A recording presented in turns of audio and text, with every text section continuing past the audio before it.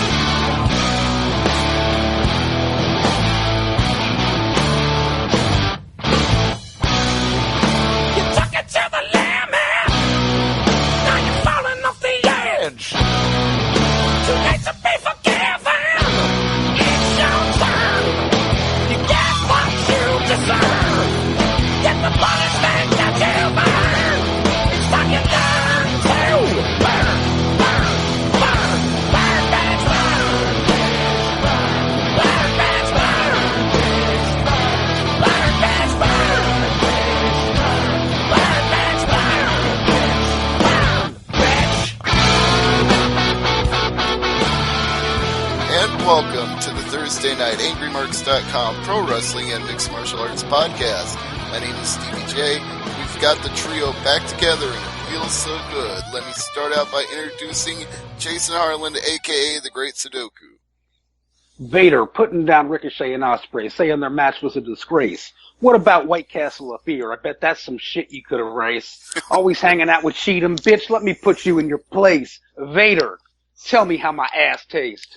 Oh, that burns so good. I feel the heat all the way here in Nebraska, all the way from Pittsburgh. And speaking of feeling the heat, our good friend Abby's going to light it up some more.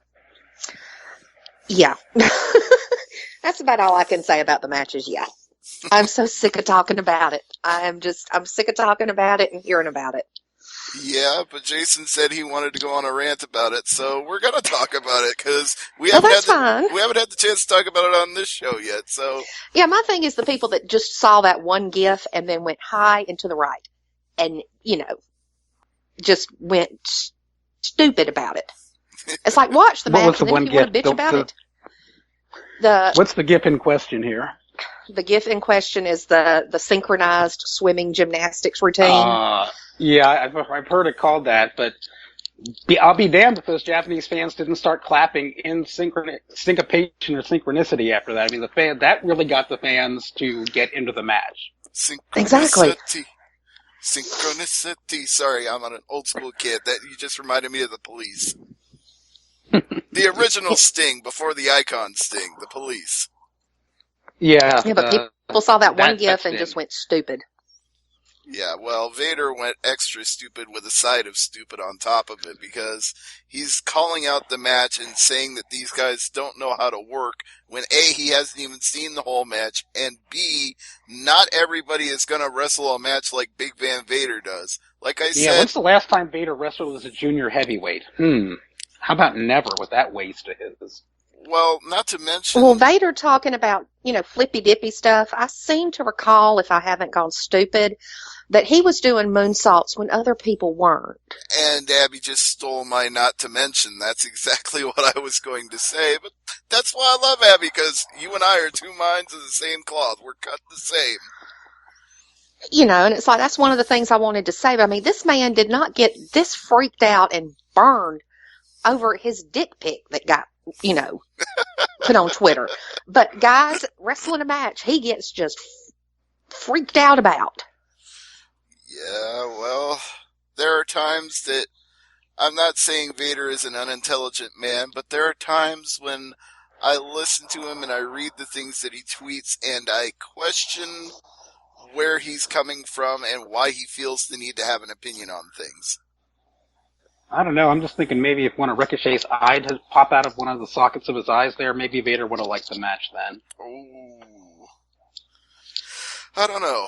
I said this on Tuesday with Chris Featherstone, and keep in mind, we're going to have him as a guest in a few weeks here, and Chris likes to keep it PG, so we might have to tone it down a little when he's on the show. But I said to him on Tuesday, it just doesn't make sense to expect everybody to work the exact same style in wrestling. Some guys have a grounded-based offense. Some guys have a submission-based offense. Some guys have a high-flying offense. And just because you're flying high doesn't mean you're not telling a story. You can do high-flying moves and tell a story, too.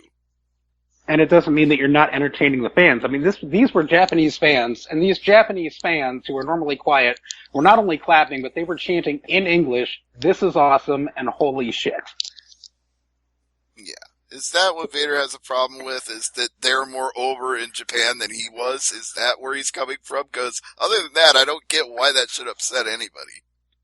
Yeah, I don't get the hate at all. I mean, this match between Ricochet and Will Ospreay from May 27th, Best of the Super Juniors, which is available for free on YouTube if you've been living under a rock, go and check it out. But this right it's now... It's also available for free on New Japan World. Yeah, you can watch it there too. But this is my number 2 match of the year, sitting right behind Nakamura versus Styles from Wrestle Kingdom 10. It doesn't get much better than this. This is one of the reasons that I watch New Japan. This is one of the reasons I watch Japanese wrestling. This was a fantastic match, and I don't get the hate. Did he unintentionally do New Japan a favor by generating so much discussion about this match that they took advantage of it by putting the match up for free? I would say he did. I would say he surely did. Some might even, if you were a conspiracy-minded person, would argue that he was doing that all along, knowing he'd get the internet talking, because he's a guy that used to work in Japan a lot and he still loves Japan. But I don't think it was that clever. I don't think he had an agenda going into it. Yeah, I don't give him credit for being that smart. Well, you said it. I didn't. I didn't say he was an idiot. I just said I question some of the things that he has opinions on and why he opens his mouth, because this isn't exactly the first time. No, it's not. And I'll play devil's advocate here for like 2 seconds and say the old school fan in me can see some of the problems that fans of an old school style wrestling match have with that match. Because you can hear the shot. You can hear the moves called. You can, and it did look synchronized in a lot of places, and it did look practiced and laid out. But when it comes down to it, wrestling is supposed to be entertaining, and it's supposed to tell a story. This match did both. It was 2 great athletes in the ring, fighting it out, and it was great. It was great for what it was. And to bitch, moan, and complain, and not only that, but trash the 2 guys in the match, which was what really pissed me off. Trash these 2 amazing wrestlers for putting on that match. It confuses the hell out of me. I agree. And it strikes me as being stuck in the 1980s to a large degree. There's a lot of evolution of wrestling that goes on. Every decade is different. Every new style advances what pro wrestling can be and the way it can tell a story and how it can entertain. And if you just get completely buried in concrete and say you're going to stay there in one era, in one style, then how's wrestling ever going to grow? How's any sport ever going to grow? Imagine if baseball players or basketball players were still playing like they did in the 1950s. How boring would that be? It would be bad. And, I think it's more along the lines of Vader and Cornette especially, stuck in that era when, kayfabe lived. And I think they're both thinking along the lines of, well, how the hell do you top this? These guys just did this and, what comes next? My answer would be watch and see. The finals are still coming up. There'll be a 2017 Best of the Super Juniors. There'll be other junior heavyweight matches in Japan and in the United States. Just watch and see. We've got 2 more tournaments this year. We've got Best of the Super Juniors. No, but that's what we're doing now. The Super J Cup. And then this WWE debacle, whatever it's going to be. Oh, yeah, the Cruiserweight Classic. Global Cruiserweight. Yeah, whatever it's going to be. So we're going to see a lot of this stuff. And if you don't like it, don't watch it. And there's probably going to be some high flying in the G1 Climax, too. I mean, that's another tournament that's going to feature a lot of fast-paced action. Yeah, but not really the flippy-dippy stuff that we're seeing right now. Well, not to the degree the Super Juniors do, but you can expect at least a high-fly flow. Stupid Tana. Well, that seems a good enough point to segue on one of the news articles you put in there, Stevie, about Tanahashi wanting to challenge for the ROH World title. Yes, indeed. I wanted to get your thoughts on that. I wanted to get Abby's as well. So why don't you go ahead, Jason, and then Abby can chime in. I am all for that. I am all for Tanahashi winning the ROH title. He can stay in ROH, and we'll take Jay Lethal in New Japan. A one-for-one trade. I'm all for that. No. I say Tana, does the stupid-ass ladder match with Kenny at Dominion, gets injured, gets hurt, not literally, because I don't want to see him. I don't want to see anybody hurt. But then takes a year off to heal up, because the man's been working hurt for like a decade. Take a year off and go away. Come back. Give us an opportunity to miss you and your stupid ponytail and stupid braids and stupid air guitar. Just go away for a while. And see if absence makes the heart grow fonder. He's a big enough name that it won't happen because New Japan needs him. But that would kind of be the best thing for him right now. Yeah, and he seems like a big enough name that the ROH fans would mark out for him, and the ROH fans, aren't sick of his same old shit yet, and he could milk that for however long it would take in ROH for that to get stale. That's the way that I look at it. Yeah, but you know what would happen? He would bring that title right back over to Japan. Unfortunately, he wouldn't stay and wrestle there, unfortunately. No, he's the moneymaker for New Japan right now, and he and Okada, since Nakamura's gone, so they need him. They actually do really need him. Yeah, it'll be a very interesting landscape for the G1 this year without guys like Nakamura, without guys like Styles who are no longer there, guys that step up like Naito now being the IWGP Heavyweight Champion. It'll be a very interesting G1 climax coming down the road. Not too far down the road. That's after Dominion. Mm-hmm. But right now, we're in Best of the Super Juniors, and we have the A block and the B block each with 2 matches left. You want to run down the standings? Who are the leaders now? Block A is a tie right now. Matt Sydal and Taguchi both have 8 points. How the hell has Taguchi gotten this far? Am I missing some huge ass swerve, or has that beard finally invaded Gato's brain? Because after how he's been booked over the last year, and now all of a sudden he is dominating this tournament. He beat Kyle O'Reilly. Mm-hmm. I've got even worse news for you, Abby. There's 2 matches left in Block A. Guess who Taguchi's final 2 opponents are? Oh, Lord. I'm trying to think who he's not wrestled. I know has he wrestled Bushi yet? No, that's one of them. That's one match. I'm trying to remember who's all in A block. You were just talking about him. Oh, hell. My brain just went... The guy with the beard invading his brain. Oh, Gato. Yeah. So Taguchi's final 2 matches are against Bushi and Gato, which seems a very easy road to get 2 wins, where Sydal's 2 matches are against David Finlay and Kushida, so he's got a tougher road.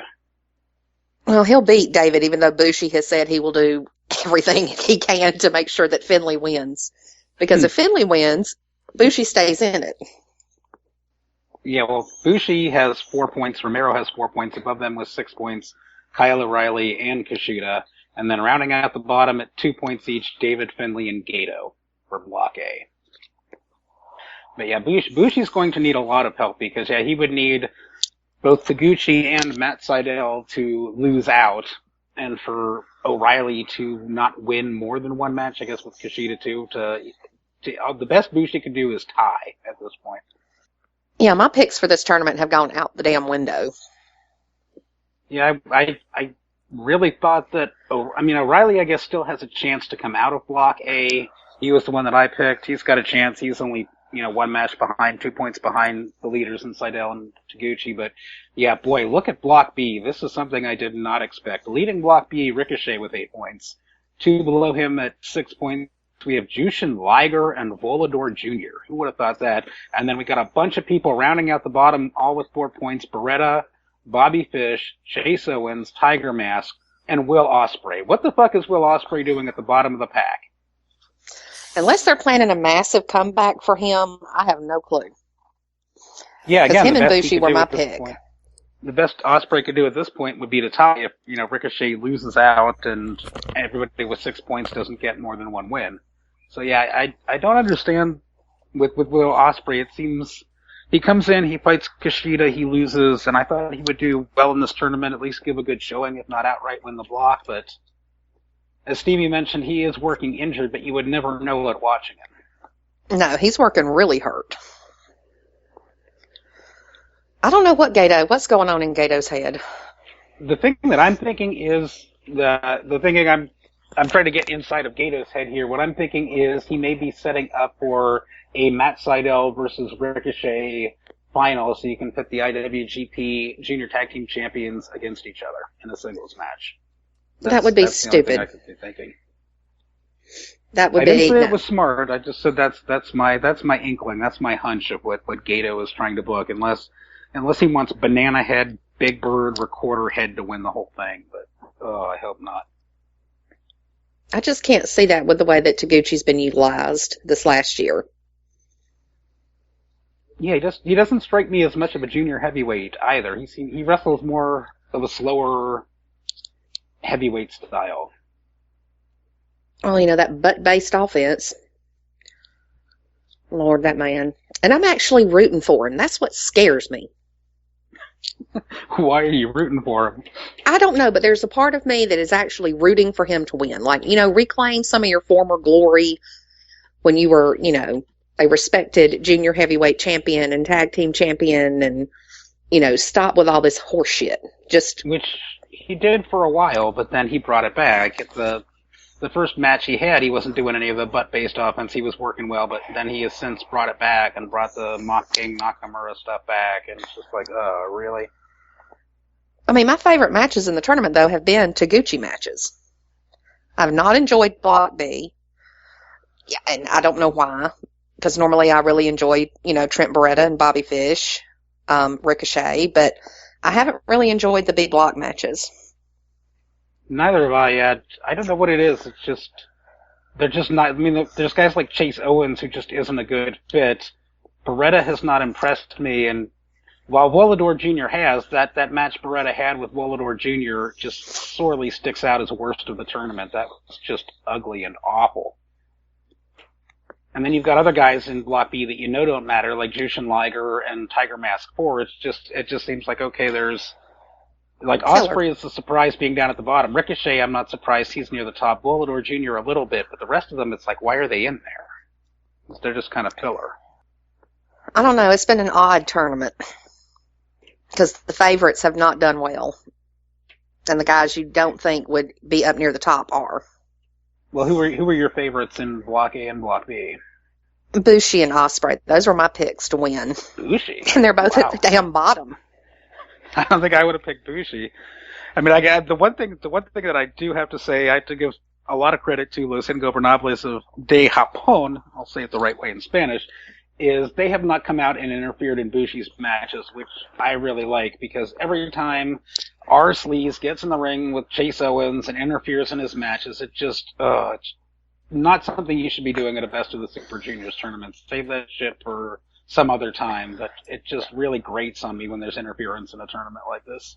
Yeah, and he's had one match, his first match, where Takahashi wasn't out there. But just one. Just one, and then since then they're like, oh wait, he's in Bullet Club. We should do some Bullet Club shenanigans just to remind people that Bullet Club is still a thing. Yeah, and that's kind of what soured me on him. Not that I was real high on him to begin with. He's got that stupid man bun ponytail too, which just sucks. Yeah. Hipster Owens Bullet Club, but yeah, there is a show. Go ahead. In the morning at 5:30. Yep. We have a stupid o'clock show coming up tomorrow, and it is a Block A show. Let's see. The official matches, we have David Finlay taking on Kyle O'Reilly. Poor David Finlay. We have Rocky He's shown Ramirez. a nice vicious streak, though, during this tournament that we haven't seen from him. Yeah, he has. Hasn't really paid off, but fierce and showing that King of Forearm, but at least he got his one win. Over Gato, which I think we all knew would happen. Oh, that was beautiful, and yeah, getting the gift of Gato throwing a tantrum after the match was one of the best things ever. So yeah, if you are a subscriber to New Japan World, or if you're thinking about subscribing, it's worth it to see Gato throwing a tantrum after he gets beat by David Finlay. Just kind of like slamming his fist on the mat, and just like a 2-year-old having a temper tantrum. It was a thing of beauty watching Gato throw that temper tantrum when he lost to David Finlay. Poor little Gato and that stupid-ass beard. And stupid-ass Gato with his stupid-ass beard is going to be taking on Rocky Romero. That should be fun. That should be a fun match. I hope they do each work their own unique comedy stylings in that match, because it was fun at the beginning to see Rocky Romero do all the Shinsuke Nakamura stuff, but since then he's gotten away with it and gone back to more of his own shtick. Yeah, I'm pretty sure he and Gato, it'll be a nice change of pace for both of them because they're such buddy-buddy. Yeah, hopefully we'll see what comes of that. And later on in the show we have Taguchi taking on Bushi, so who are you going to root for in that one? I don't know. I think I'll be torn in that one because honestly, I am kind of sort of rooting for Taguchi now. I'm shocked. I am too. I think I've got some kind of brain disease. I don't know. Closet Taguchi fan. Well, I gave up, on messing with him with those stupid-ass Korean skin masks he posts on Twitter. Because the last time I did something and told him to stop, he was like, "You can't stop me." Oh, what I really liked was the last win. match where we had Taguchi taking on O'Reilly, and O'Reilly mocked Taguchi's one-legged, whatever crane pose thing that he does. That was kind of funny. It was funny to see the king of mockers get mocked himself. And then, our final Best of the Super Juniors match tomorrow at stupid o'clock. We have what should be a great match, Kushida taking on Matt Sydal. I think I'm one of the few people that's not on the Kushida bandwagon. He's not my favorite junior heavyweight, but he always gives serviceable matches. I think it has he's to be a good match.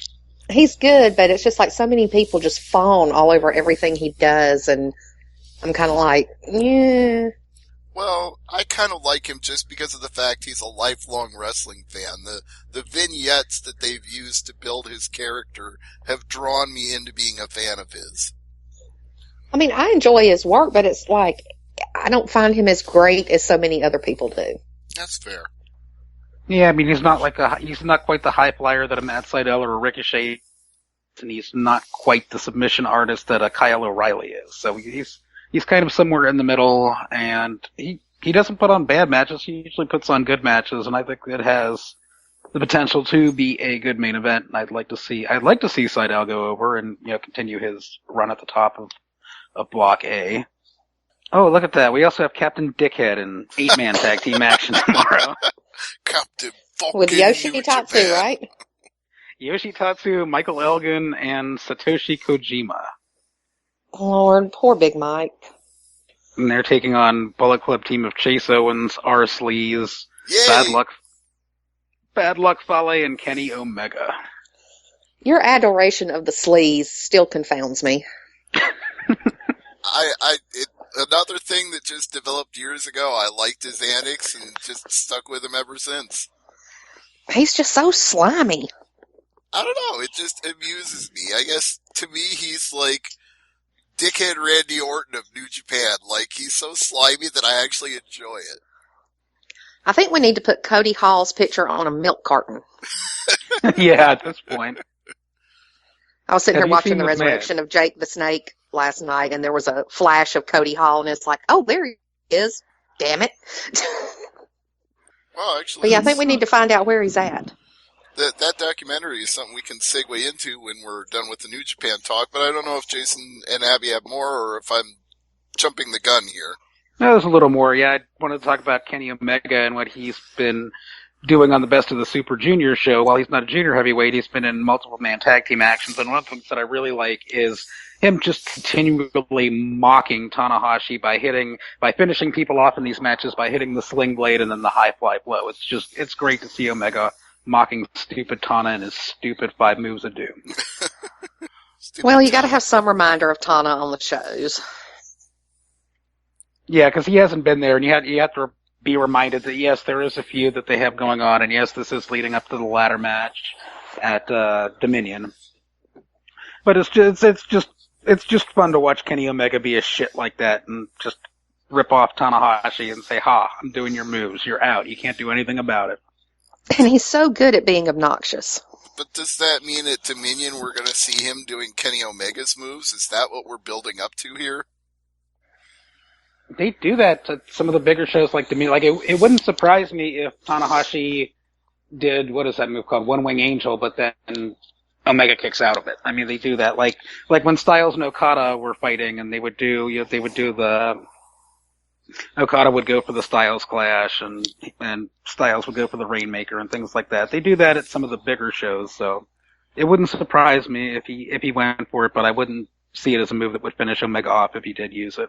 Y'all are gonna hate me for saying this, but it would be like John Cena doing the Rock Bottom and The Rock doing the FU. Pretty much, yeah.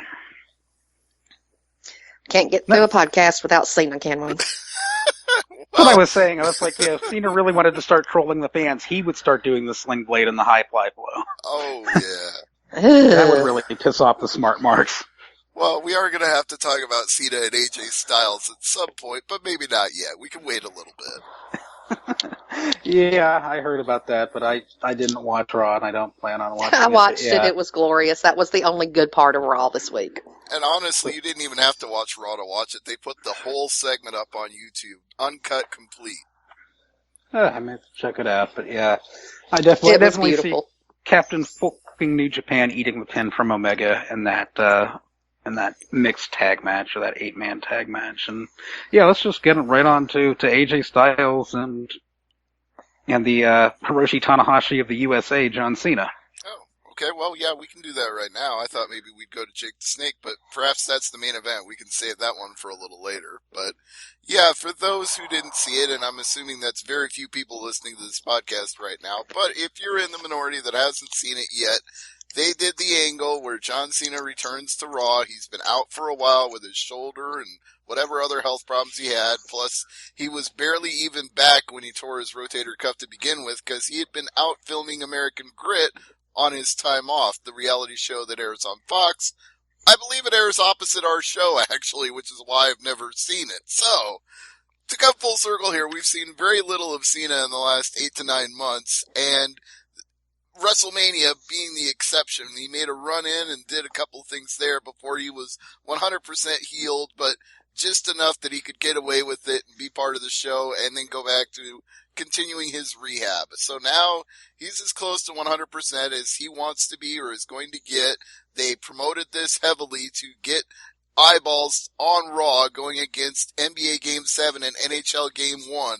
They knew they were going to lose a lot of people to the sports viewers, so all weekend it was Cena on Raw, Cena on Raw. And he comes out, and he's so happy to be back, and so pleased to be there for all the fans, and so this and so that. And AJ Styles is, well, he seems okay with it at first. He comes out and says, I want to shake your hand and welcome you back, and at first it seems all lovey-dovey, and the club comes out, and they have a problem with it being lovey-dovey, and the promo, I may misquote it, so correct me if I'm wrong, I believe the exact line was, we're not here to kiss ass, we're here to kick it. So they get in the ring, and it's looking like it's going to be a fight, and AJ Styles and John Cena are squaring off. John Cena rips off the shirt, and turns around, and AJ decks him. And then all three stomp a mud hole in him. It's the old horseman beatdown. They're all together, working him over, laying Cena out, and then they celebrate with a too sweet afterward. So, and all is right with the world. Yeah, I was going to say, that now time for the reactions to it, starting with Jason. Yeah, my first reaction is yes, and all is right with the world. I didn't see it, but I did listen to, on the AngryMarks network, the Raw reaction, and that's where I got my information about Raw this week. And yeah, hearing that they teased that it was going to be a Cena and Styles versus the club was kind of interesting, but then they completely swerved that, and it was even better. It was like, yes, this makes sense. You know, the club is a heel faction. AJ works better as a heel especially if you're going to have him with those guys. So yes, do that and have him beat down the ultimate babyface in John Cena. And that's the interesting part, is that Cena actually got the babyface reaction from it. In this situation, you would think people would just fall all over themselves with joy that AJ Styles turned on John Cena, but no, they were actually mad at him. They were mad that this guy had just come back after months and months of being gone, and AJ and the club beat him down. They were not prepared for that. They were against it. But the smart marks, if we want to call ourselves that, or the hardcore wrestling fans, whatever, choose your appellation here, seem to really be in favor of this. So it's going to be interesting going forward with this Styles Cena program that's going to lead to Money in the Bank, how the crowds, depending on what city they're in, are going to react to it. And with that, I go to Abby. I enjoyed it. I mean, I really enjoyed it. I especially liked the whole AJ getting out of the ring and then running back to the ring, to beat on him some more. I think he did that 3 or 4 times. That one worked a whole lot better than Seth's stupid bullshit he pulled earlier in the night. But I think that once the initial welcome back Cena vibe wears off, like by Monday, you'll see that the crowds will be split again. So you think it's if not more in favor of AJ? That's what I was going to say. Is it 50-50 from this point forward, or is it like 70-30 where they know he's a bad guy but they like it? Probably 70-30. More of the fans are going to be for AJ than for Cena. Just because it's so ingrained in the WWE universe to, let's go Cena, Cena sucks. That's true. Although, it's almost becoming that with Roman Reigns now, the way they stick him down our throats. It's just automatic to boo Reigns when he comes out before he even does or says anything. Yeah, but with Roman Reigns, no it's the whole Cena sucks side. There's no let's go Cena side to that argument. It's all Cena sucks with Roman Reigns. There's nobody cheering for Roman Reigns. That's the thing that I don't want to say I completely disagree with you, but I don't know that there's the let's go Roman sucks chant. There's not that, but you hear... There's not. I'm comparing it to Cena and saying that Cena has his fans that cheer for him, but Roman does not have that fan base. Except that's where I'm going to disagree with you, because the house show reports say that Roman Reigns is over like Rover whenever they go to the city and do the house show. Yeah, but also, who is he in the ring against? That's got a lot to do with it. Yeah. Reigns is not even in the top 5 of merchandise sellers in the company. When he comes out, all you hear is about 5% of the audience, which is kids and a couple of teenage girls, screaming for him. And especially now, WWE being so damn stupid and trying to bring Rollins back as a heel and then doing WWE 24 after Raw. It's like, how can you boo this guy now? I mean, you idiots. Okay, I am glad you brought that up, Abby, because it is a bit mystifying to watch that special that makes it the biggest babyface on the planet, the guy that you would so love to cheer for, and then to have him be heel on week 1 that he comes back. It just defies logic. It suggests to you that they're going to push Roman as a babyface no matter what, even if they have to turn everybody else that goes against him heel. Yeah, because he's got a good look and he's a good PR person, being the face of the company. I don't know, WWE shot themselves in the foot because they need a huge face and they don't have it. And Rollins could have been that huge face. Or AJ could have been the huge face and Reigns could have been the heel. That dynamic works there too. Yeah, but that was never going to happen because of AJ's history. Right, and because of the club. So. Yeah, and my thing now with this whole club Cena thing, I swear to God, if they bring Devitt up and align him with Cena, I swear I will quit watching WWE. I will just join stop. me and Stevie. Oh, I don't even think they're that stupid. I know they've done some stupid things, but I'm not sure they're that stupid. This is Vince. Remember, this is Vince. You touched on 2 things that are kind of leading my nominations for the Angry Marks 2016 Golden Turducken Awards. One being Roman Reigns as a face, and the second being the introduction of AJ Styles and the club. You know, Two things that WWE's just botched beyond belief. At this point, though, I almost feel they have to keep pushing Roman Reigns come hell or high water because, as I said to Chris Featherstone on Tuesday, you know, it's going to get a reaction, even if it's not the reaction they want.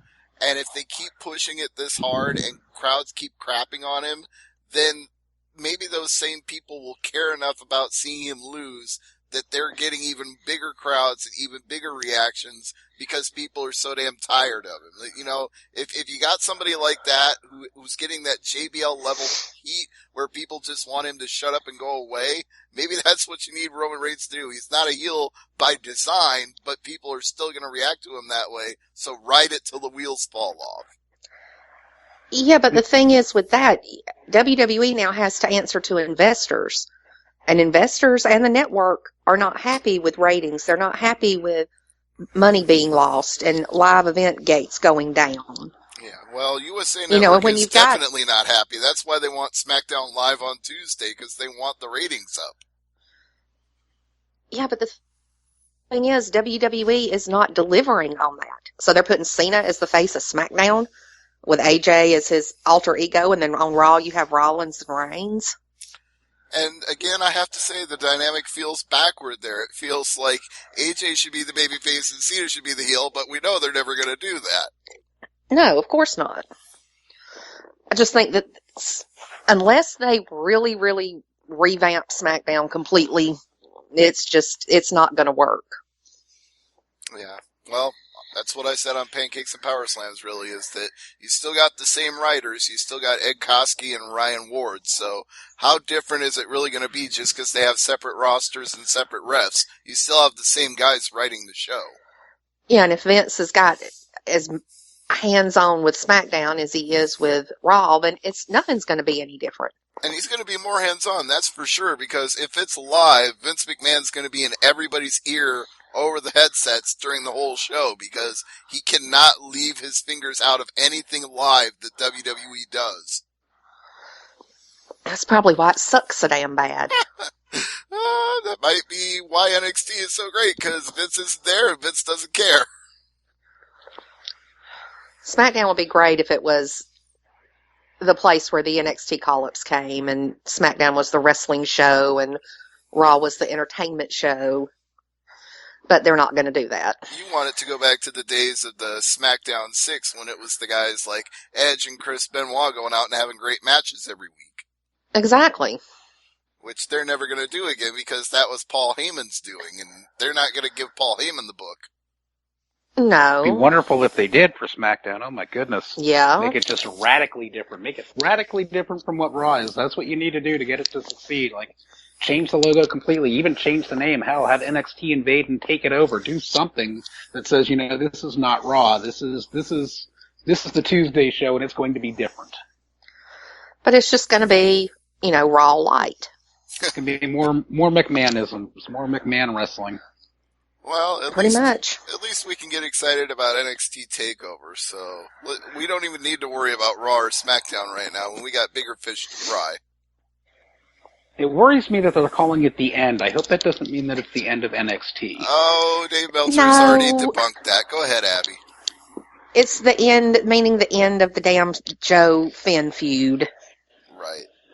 And they did put the TakeOver's Brooklyn show back on the schedule. Apparently, they only took it down to change the logo and change the info.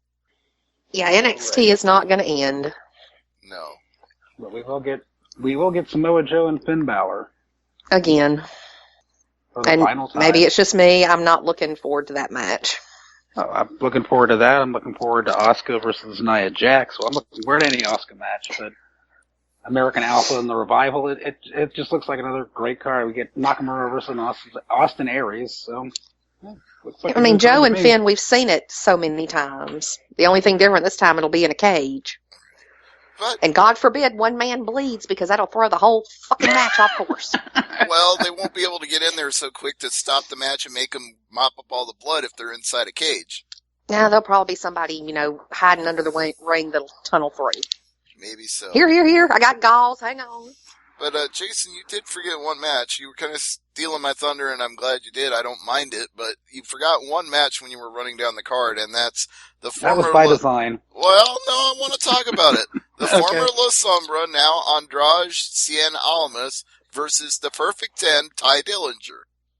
It's a match. Crickets? Crickets? No reaction to this at all? I'm interested to see what they do with Don't Call Me La Sombra anymore, but Ty Dillinger is no buys. I guess I can't even pronounce the dude's name. What was wrong with the other name he had? Manny Andrade, maybe just too generic. Well, like something you can't pronounce is wonderful. I don't have a problem with Andrade Cien Almas. Maybe that's because I read a lot of Spanish and Brazilian names covering MMA, but it doesn't strike me as that odd to say. Middle America. Not you. Middle America. Full Sail. Who all they know how to say is, this is awesome, and hey, Bailey. All right, You know, I mean... That's why they gave him the nickname Cien, because people can say Cien. Oh, Lord. Who is thinking up this shit? You know, it's like 80% of NXT is great, and then you've got this box of 20% that is just ridiculous. Well, we can't blame Ryan Ward, because he's on SmackDown now. Yeah. Is he the former Food Network writer? I don't remember what his background was before NXT. I'll have to look. There's some writer that used to do Food Network that everybody was praising. Let me see. It's like, God, you go from cooking shows to professional wrestling. Ryan Ward, writer. I'm trying to find it. Top Rope Press is the first hit I get, so let's see what this says. Originally joining WWE back in 2009, Ward did not have prior experience working in the wrestling industry. Well, it doesn't say what he was doing before that, so that doesn't help. Yeah, I didn't write that one. Yeah, no, you didn't. In fact, I can't even... Oh, it was Ryan... Speaking of names I don't know how to pronounce, Ryan Drost? I don't even know how to pronounce Ryan's last name. Okay. I'm not sure how to pronounce his name. Well, our apologies, Mr. Drost or Mr. Drosty. I don't know, and maybe you'll correct us, but yeah, I can't find anything about Ward's background before. Maybe IMDb. Let me check the Internet Movie Database. No, that's Ryan Ward, the actor. That's the wrong Ryan Ward. That doesn't help. The other links are Ryan Ward was the writer Cody was referring to. Everybody talking about Cody Rhodes. Yeah, the one that was hitting on developmental divas. Yep, apparently so. But interesting segue there because apparently Cody is going to Evolve. He's going a bunch of places when that 90-day no-compete runs out. Yeah, but Evolve is the first one I've heard about. What other ones does he have booked? He's facing an Angle somewhere. Oh, was that the promotion Progress over in the United Kingdom? Is that where No, that was? I don't think it's for Progress. I think it's like up in the Northeast somewhere. Oh, yeah, Northeast Wrestling. I think that's where it was. That's a pretty big match to have right as you leave WWE. You know, one of your first opponents is Kurt Angle. Right. Although, you know, we don't see Kurt Angle in TNA anymore. You could probably say that's a blessing, but I guess I don't see TNA, period. Okay, that's besides the point. But I'm trying to draw a parallel to Jericho here because you're always talking about how Jericho seems like he's a step slower these days and doesn't really have it like he used to. And Angle was really busting his ass before his TNA run ended, so it was hard to tell if he'd lost a step or not. But I'd like to see the indie stuff that he's doing and see if he's going out there and working an indie show match or if he's working the Kurt Angle TNA match. I don't know. My whole point with him facing off with Cody is that's a big-ass name to have as one of your first matches after you dump WWE. Yeah, that's true. You know, it's not like he's going and wrestling the top guy in an indie promotion. He's wrestling one of the top guys in wrestling history. Oh, absolutely. I agree with you. And it's going to be a match that'll probably be highly sought out on YouTube and torrents and DVDs and whatever other formats it comes out on. Yeah, it'll be interesting to see what Cody does. I don't know that he'll stick around Evolve. I don't know that's a really good place for him. there's a little oddness to it anyway, given that Evolve is kind of the feeder system for NXT now. Yeah. So it's like you leave WWE and you go to the WWE feeder. But it's not a set in stone relationship, because if it was, you wouldn't have Ethan Carter III showing up with Drew Galloway. So it's not as formal as people think. No, it's probably just going to be a one-off. Anyway, Abby, since you mentioned the Jake the Snake documentary, I wanted to get your thoughts on it, because I think it's awesome, and if Jason's seen it, I want to get his thoughts as well. Well, with the exception of, the Cody Hall cameo, I enjoyed all of it. We'll go into a little more depth. Tell people what it was like, give people the whole circumference of it, if you will. As somebody who grew up and, watched Jake Roberts and was just one of those people that was enthralled whenever he would get the microphone and do a promo, to see how far he fell, it was horrible and it was sad, and you kept expecting every other day to hear Jake's overdosed and died. Well, and he says so himself. He says, I felt jealous of everybody else that was dying. Why wasn't it me? I wanted to die and I couldn't.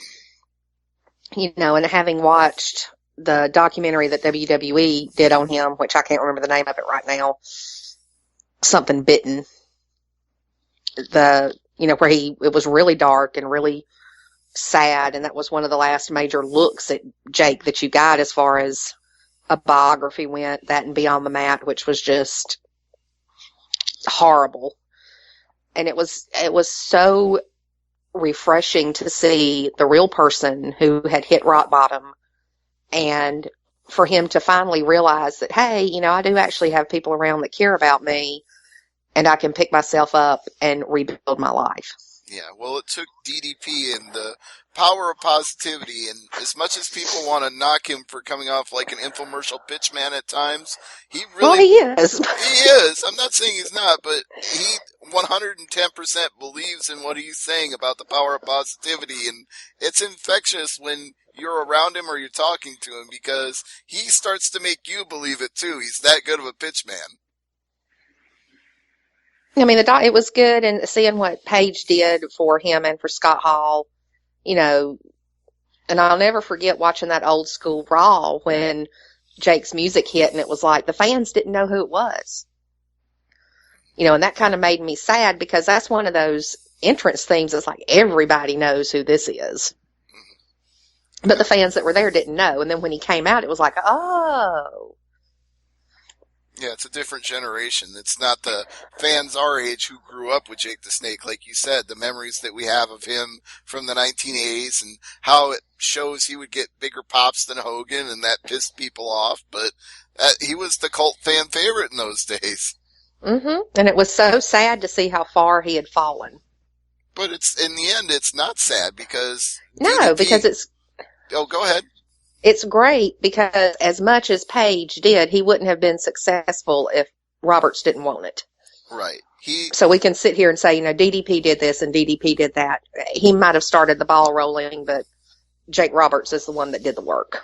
Right. He had to literally decide, this isn't worth it. It's either over for me or I make a change. And exactly. He made a change, and he wants to be the guy that people like again. He wants to be the guy that doesn't rely on drugs and alcohol. He wants to be the guy that has control over his life instead of his life having control over him. Mm-hmm. So, I mean, it made you laugh. It made you cry.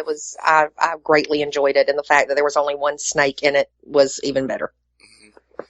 And for those who haven't seen it, you don't have to buy the DVD or go to a DDP seminar or anything. It's on Netflix. That's part of the reason we're talking about it now, because it's out there for everybody to see. Yeah, but premiered on Netflix yesterday. Mm-hmm. So, Jason, have you had a chance to see it yet, or do you have any thoughts? I have not, but yeah, I do have some thoughts on it. You were talking about DDP, and one of the things I was going to ask is if they showed his going to DDP and DDP turning his life around and DDP yoga and that kind of thing, because this week I did get back into DDP yoga. I've been very bored with the gym, but yeah, I decided to go out to the park. There's a huge park by where I live, take my yoga mat with me, take my iPad with the DDP, yoga videos on it, and I've been doing that the last 2 days. My muscles are burning, but I feel great. So There was a bit of that, but it wasn't like DDP yoga changed my life. yeah, it wasn't the whole thing isn't like an infomercial for DDP yoga. I didn't think it would be, but it just part of one recent stage in the long lineage and history that is Jake Roberts. Yeah, and really, we didn't get the history in this. We got, like the last 2.5 years up until the Hall of Fame. Yeah, pretty much his entrance into the accountability crib is the whole Like story. 2012 Right. And to the Hall of Fame. And it's not a straight linear progression from he was a piece of shit when he arrived in the house to he's a great person now. He does have setbacks. Mm-hmm. Well, he's human, and that humanity shines through, and you see him with his kids and his grandkids, and, if all you've seen of him is that shit from beyond the mat, no, this is a whole lot better, and hopefully people watch this and realize that, the man he is now is not the man that everybody saw in Beyond the Mat. And let me add another one in there. He's not the man for those who ordered that, what was the name of that god-awful pay-per-view? Is it Heroes of Wrestling? Yeah, Heroes of Wrestling, where he's clearly out of his skull, and he's cutting that promo about playing cards. And you want to play 21? I got 22. I got 22. Yeah, this is not that Jake the Snake either. This is a man who's truly come a long way. I have a ton of respect for him. I do too, and honestly, when I think of interviews that we've done on this show, people that I've talked to, he's top 5 automatically, immediately. That I didn't even make any apologies about it. I outright told him, I grew up watching you. I'm a fan now, and I was a fan then, and I still am today. Well, how can you not be a fan of Jake Roberts? I mean, he was just one of those guys that you got emotionally invested in, whether you loved him or you hated him. And I guess I was one of those kids that I wouldn't say I was the smart Mark fan as a kid. I wouldn't go that far. But I did like guys that I wasn't supposed to like because I got tired of being told who to like. It just, at some point, it just rubbed me a little bit the wrong way that all my friends were Hulk Hogan fans. I'm like, You know what? Maybe the guys that are going against Hulk Hogan are kind of cool. Maybe Hulk Hogan isn't the be-all, end-all. I didn't hate Hogan, but I liked the guys that were fighting him because it was always something new. I didn't like the WWF then because it was so cartoonish, and Jake wasn't cartoonish. Yeah, he was almost too real. I guess that's the other thing that drew me to the guys like Jake and Roddy Piper is that they just seemed a little more real and a little less cartoon than Hogan. Yeah. All right, well, I've run through my list of topics for the evening, so has anybody got anything else that we haven't talked about? AJ actually just won a match with the Styles Clash on SmackDown. Oh, I didn't even have the TV on. I totally forgot that SmackDown was on right now. No, you said you weren't watching it anymore, and so I'm sitting here like, I didn't expect him to, use the Clash. I didn't expect him to finish somebody off with that after Roman kicks out of it and kicks out of it on a chair. It's been shown to be ineffective. I guess I should probably clarify my stance on WWE in that I'm not recording Raw or SmackDown anymore. That doesn't mean I won't occasionally tune in. I'm just not going to fill up my DVR with them. My DVR keeps recording TNA, and I've yelled at it and cussed at it and threatened it, and it still records it. All right. Well, I guess that does leave one more topic then before we close the show out for this week. Oh, God, please don't. Do we have to talk about Cruella de Vil? Yeah, we do. I'm sorry. Shit. Brother Nero. Yeah. I'm fascinated by the reaction to this as much as I am the actual angle itself, because people who don't even watch Impact, who don't even talk about TNA, are intimately aware of this because they released a director's cut on YouTube. Now, I don't even know what the fuck that means in the context of Impact Wrestling. Like, a director's cut of the lowest budget TV wrestling show there is, and I'm saying they're probably even lower budget than Ring of Honor at this point because they're so damn broke. But somehow they still compiled together a director's cut, and you gotta give it to them whether you like TNA or not. It actually does look professionally shot. And it's an interesting story. I don't know if interesting equals good, but this iteration of Matt Hardy is at least different from every other one we've seen. It's not the icon Matt Hardy. It's not Matt Hardy 2.0. It's, as Abby said, Cruella de Vil. He's got this white streak in his hair. He speaks in this very affected manner. Sometimes he seems to be wrestling in slow motion, and sometimes he seems like the old Hardy Boys Matt Hardy, and he switches gears completely at random. And I don't even know if I like it. I'm just fascinated by it. I think he's stuck on a bad acid trip.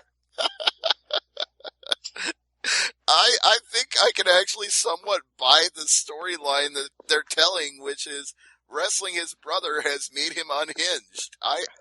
He comes across like he's unhinged. It's bad when Jeff Hardy is the normal brother.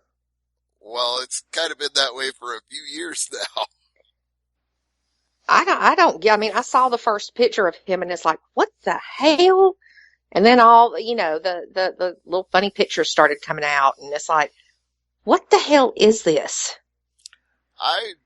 My what the hell is this was when I watched last week's Impact Wrestling and it opened the show, and here we have Rockstar Spud, who used to look like the crazy one out of the three of them, and Tyrus, aka Brodus Clay, trying to talk sense into Matt Hardy. And again, I'm not saying it's good or it's bad, but that intrigued me. Like, these guys are trying to talk sense to Matt Hardy. Whoa. I've never been a big TNA fan. I mean, I was for a little bit, and then I wasn't, and now I'm really not. It seems a bit too surreal. I mean, I've never had a problem with the wrestlers because they have really good talent. They just don't know how to use them. Right. But at least not in any common sense, logical, cohesive way.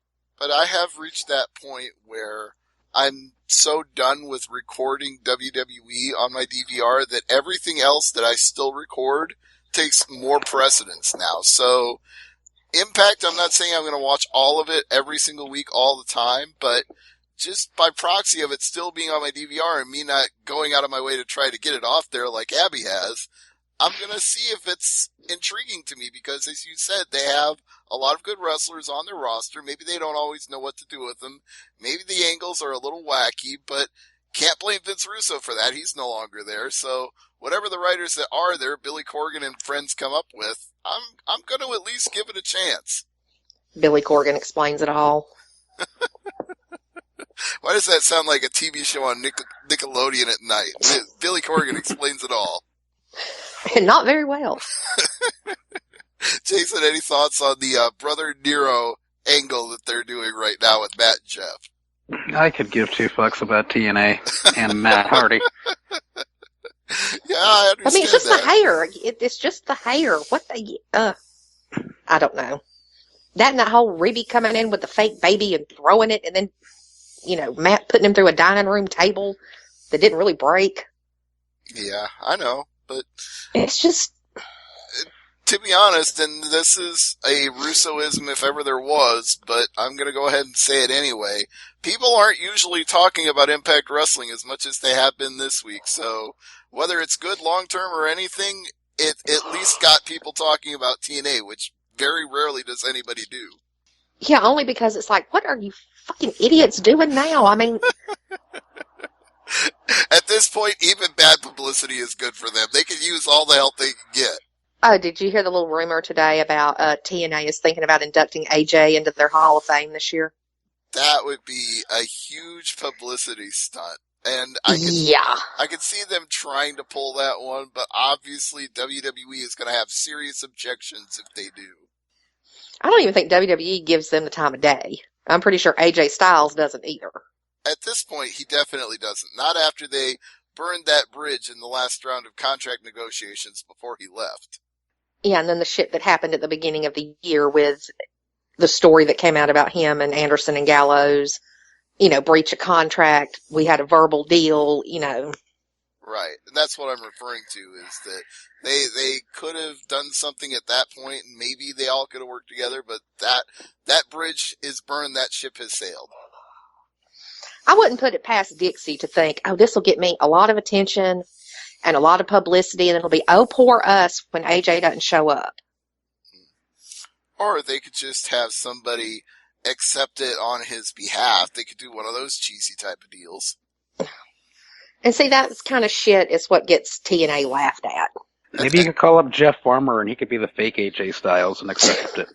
I think Jeff I Farmer think he might has be a little more, too tall. and I think he has a little more respect than that. That's it. I don't know. I'm just glad Best of Super Juniors is still going on.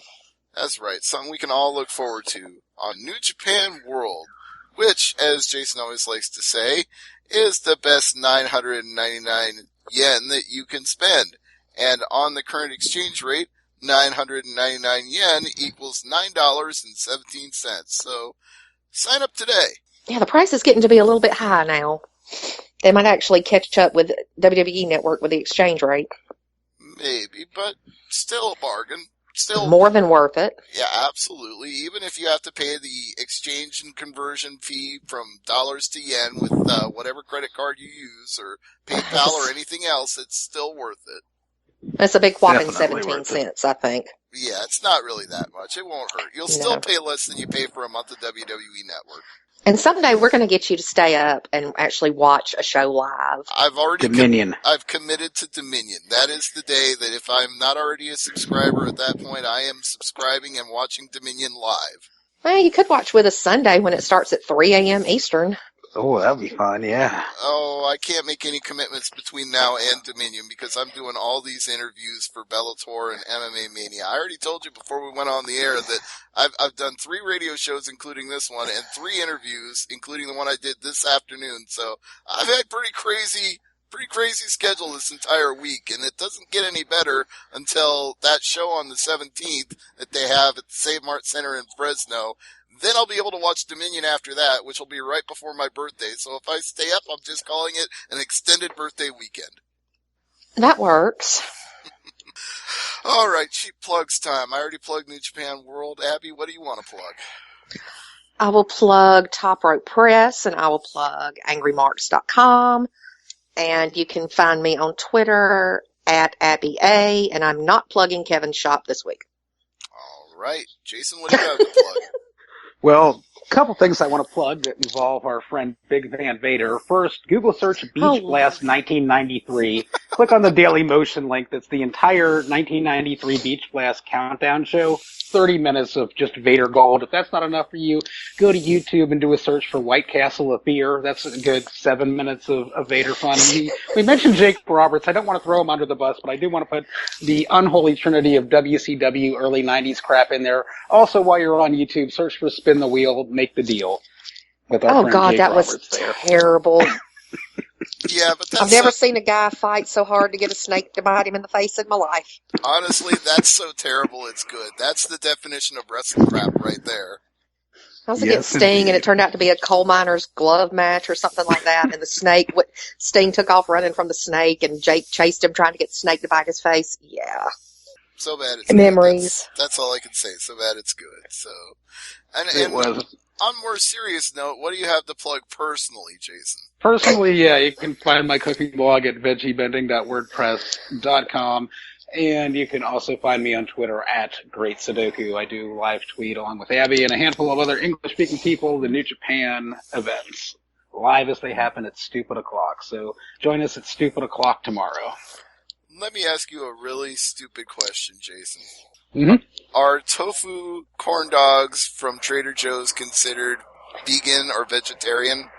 It would depend on the ingredients. Like, there are, like, I know the Morningstar Farms brands pretty much across the board aren't vegan because they have eggs in them, but I know there are some corn dogs that are vegan that you can buy prepackaged that are made from tofu and there's no egg in the breading. But a lot of the Trader Joe's stuff that is vegetarian tends to be vegan. They're a lot better than Morningstar Farms in that respect. Okay, because I had a couple of corn dogs tonight and it got me thinking about it because I know I've seen them in the case at Trader Joe's before. Trader Joe's. If you're going to eat a corn dog, eat a regular corn dog. Shit, if you're Trader Joe's that meatless meatballs are amazing.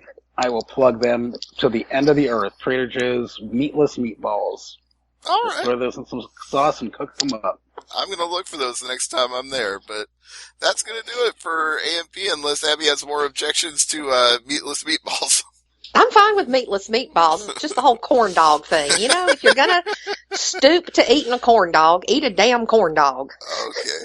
Well, the only reason I thought about it was my meal would have been vegetarian if it wasn't for that, because I had cherry pie afterward, and I was like, okay, I came close there, but the corn dogs bit me in the butt. Doesn't count. All right, Thursday Night AMP with Abby, myself, and Jason. Thanks for listening, everybody. Have a good night, and we'll see you next week.